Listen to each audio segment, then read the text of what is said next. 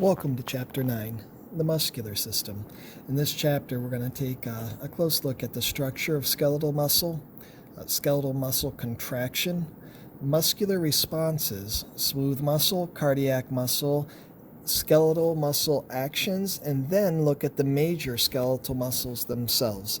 And after that, some clinical applications and changes that happen to the muscular system as you grow older. Everything we do to express ourselves uses muscles.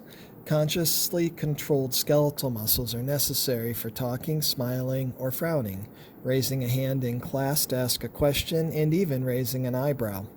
Behind the scenes, the involuntary, non-consciously controlled smooth muscle and cardiac muscle are active as well.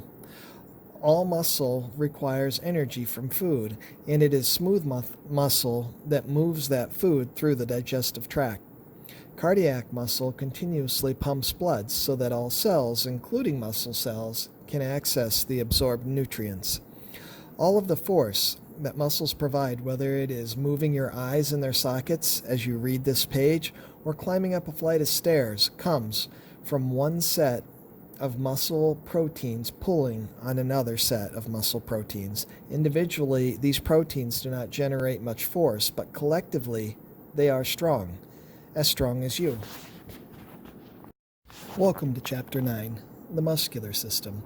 In this chapter, we're going to take a close look at the structure of skeletal muscle contraction, muscular responses, smooth muscle, cardiac muscle, skeletal muscle actions, and then look at the major skeletal muscles themselves. And after that, some clinical applications and changes that happen to the muscular system as you grow older.